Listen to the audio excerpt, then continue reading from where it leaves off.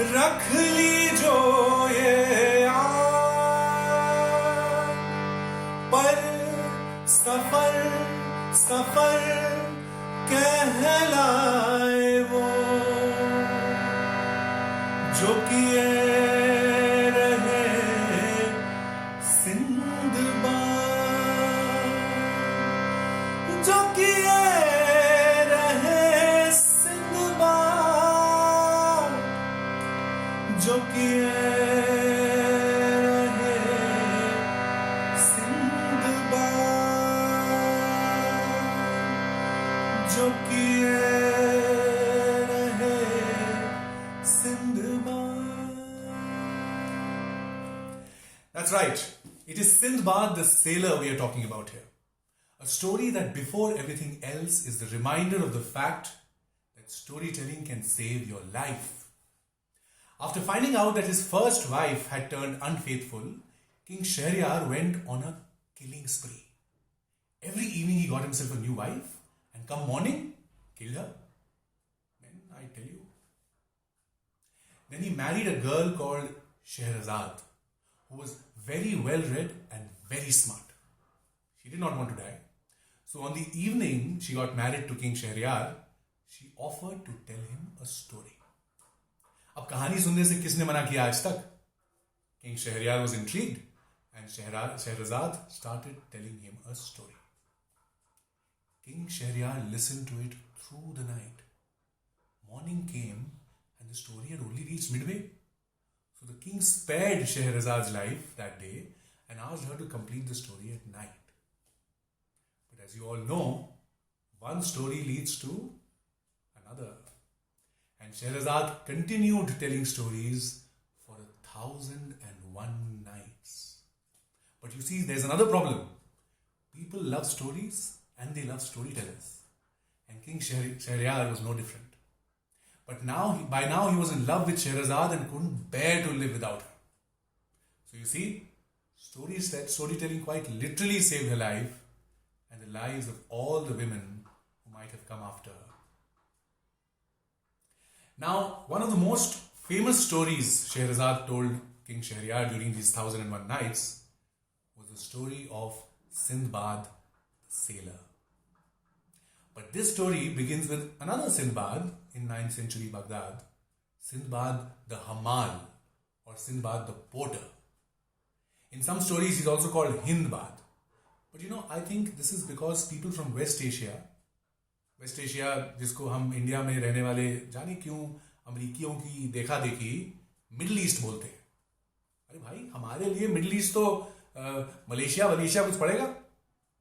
खैर, I think these West Asians had a Saka dosh.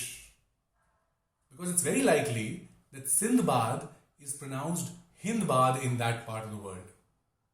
The same way that the land of Sindhu became the land of Hindu. And then some desperate people appropriated it and gave it a religious drift. But then that is another story for another time. अब इस Sinbad the हमाल ने भी काफी सफर किया, लेकिन हिंदी वाला नहीं, अंग्रेजी वाला. सारी दुनिया का बोझ उठाते उठाते he felt that he carried the weight of the entire world upon his shoulders. He thought he was the most unlucky man in this world and felt that nobody in this world suffered more than he suffered. One day, as he was carrying some weight of the world from one place to the other, he crossed the biggest palatial house he had ever seen, with the biggest gardens he had ever seen, with the biggest fountains he had ever seen, with the biggest population of birds and pets roaming about, and the biggest cluster of servants doing their jobs. Sindbad the Hamal's heart sank. And as it sank, his dukhra came out in song. And this is what the song sounded like.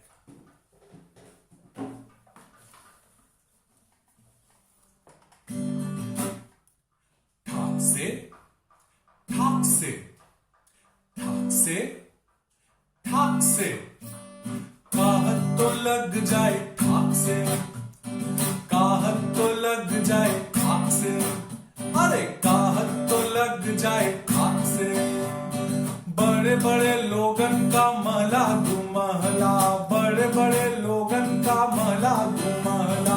और farm house अलग से, और farm house अलग से। हमरा गरीबन का झुपड़ी झुलमवा, हमरा गरीबन का झुपड़ी झुलमवा। बारिश आई पानी गिरा टॉप से, काहत तो लग जाए ठाक से, काहत तो लग जाए ठाक से। बड़े बड़े लोगन तो मोटर चलावे, बड़े बड़े लोगन तो मोटर चलावे। BMW अलग से। हमरा गरीबन का साइकिल झुलमवा, हमरा गरीबन का ठेला झुलमवा। चलने लगे टायर बोला फट से, चलने लगे टायर बोला फट से।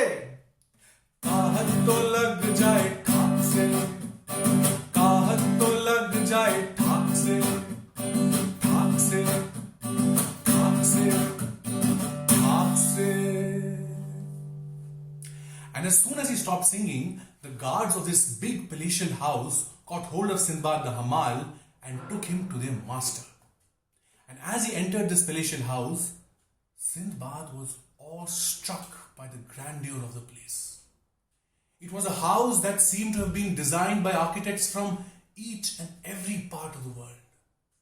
It had art and artifacts from each and every part of the world. It had furnishings from each and every part of the world. It had servants from, it had food laid out on the table from, and on one end of the table sat an old man who looked so grand as if he was the king of each and every part of the world.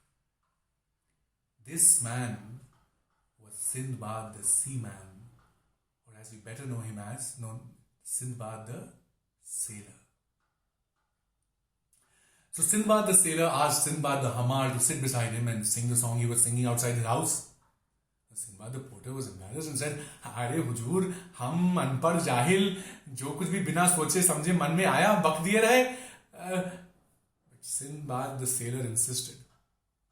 So the porter, he had to sing.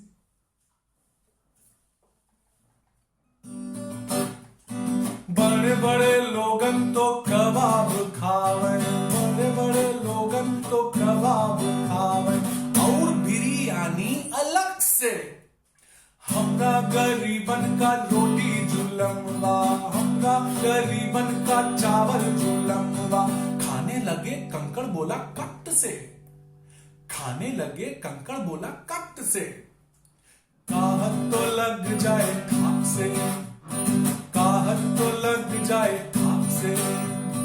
बड़े बड़े लोगन तो pixel चलावे, बड़े बड़े लोगन तो OnePlus चलावे, और आईफोन अलग से, और आईफोन अलग से।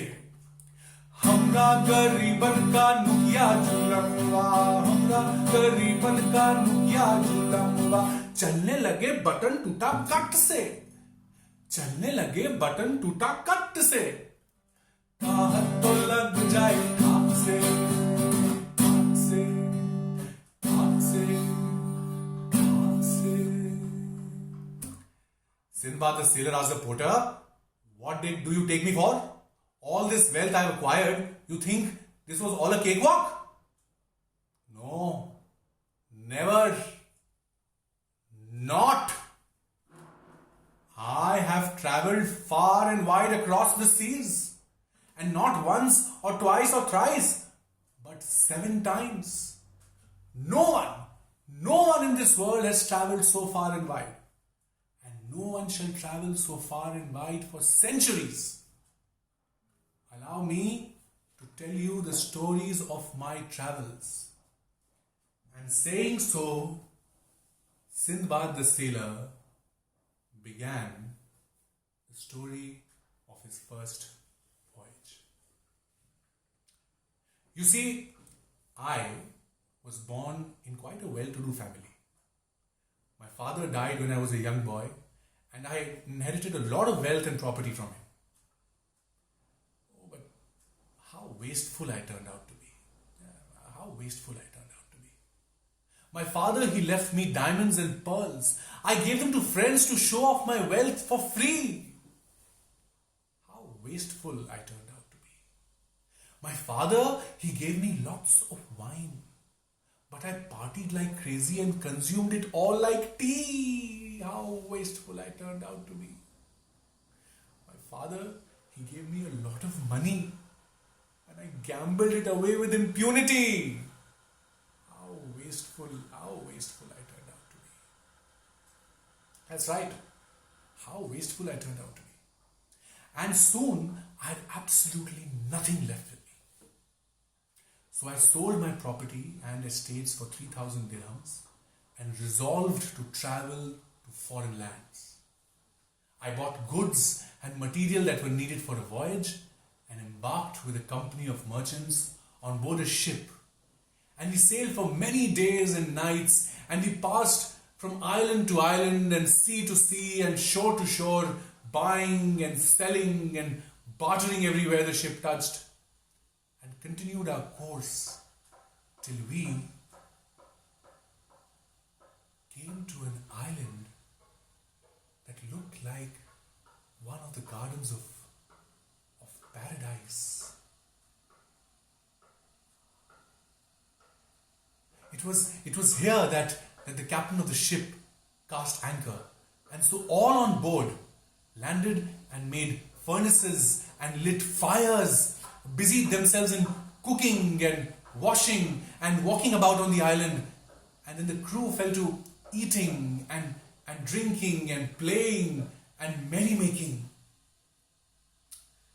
That just then, right then, the ground beneath us, it started shaking. And someone shouted, "Earthquake! Earthquake! This is an earthquake! Oh my God! Oh, I feel dizzy. Oh my God! I'm going to vomit." Never before then they experienced such a mighty earthquake. And mind you, these are sailors who've seen extremely choppy seas. Oh my God!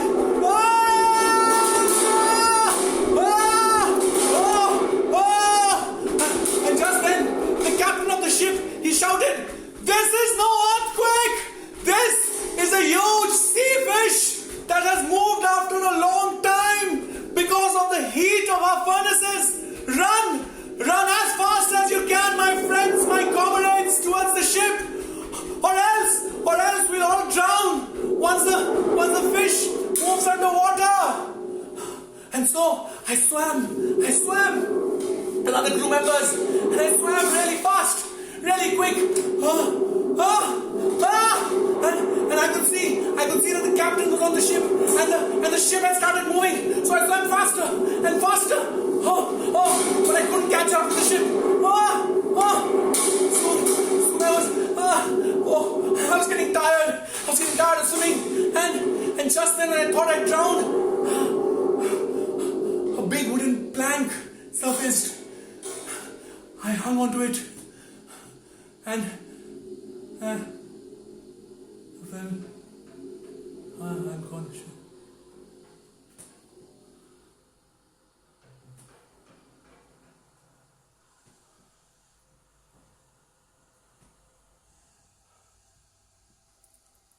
I floated on sea for 2 whole days, and when I woke up, I found myself marooned on an island. I was really tired and exhausted and thirsty and very hungry, very hungry. Oh, I couldn't move, and I would have certainly died had a local man from the island not accosted me. He asked me where I came from, and I told him my story. So he He gave me water to drink and food to eat, and he gave me new clothes. And he took me, after that, he took me to his king, who, after hearing my story, said that I was most certainly blessed by Allah to have survived such a treacherous journey. He hired me as his agent for the seaport and the registrar for all the ships that entered the harbour. So once a week, I would report at the king's court, and this is what he had said to me. Your job is at the CCC to see what you can see, and everything you see, get back and report to me. Your job is at the CCC to see what you can see, and everything you see, get back and report to me. My lord, this week I saw a fish that was 300 feet long, and another one with a head that looked like an owl. And then next week, once again, I was at the king's court. And this is what the king said. Your job is to see what you can, and everything you get back and report to. Your job is at the CCC to see what you can see, and everything you see, get back and report to me. My lord, this week I met some people from a country called India. They said that some of them were from a warrior caste called Kshatriya, and the others were Brahmins, a folk who abstained from wine. They also said that people of India are divided into 72 castes. Seriously, huh? You guys meet a foreigner and the first thing you tell him is how divided your country is. Huh? Anyway, later that week, I saw a ship enter our harbour to trade with the king. I welcomed the captain and his crew into the island. They showed me all the spices and merchandise and jewels they had come to trade. But as soon as I wore my stole, the captain of the ship said, "Oh my God, this can't be! Aren't you Sindbad?" एक minute वाह store ओढ़ के ऐसा भेष बदल गया आपका? Well, of course. फिल्मों में तो बस हीरो चश्मा पहन के भेष बदल लेता है, तो आपको अब क्यों परेशानी हो रही है? हाँ, बात करते हैं.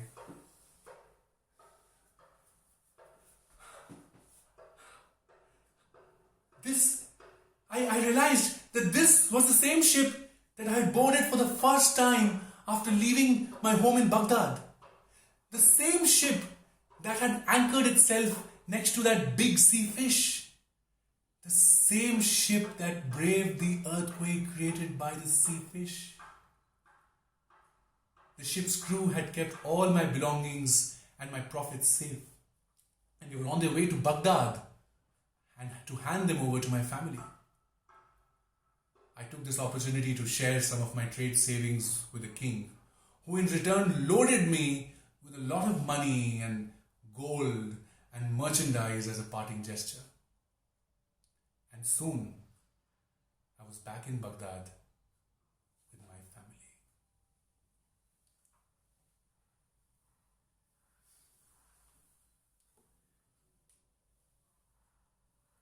And with that, Sinbad the sailor finished telling the story of his first voyage.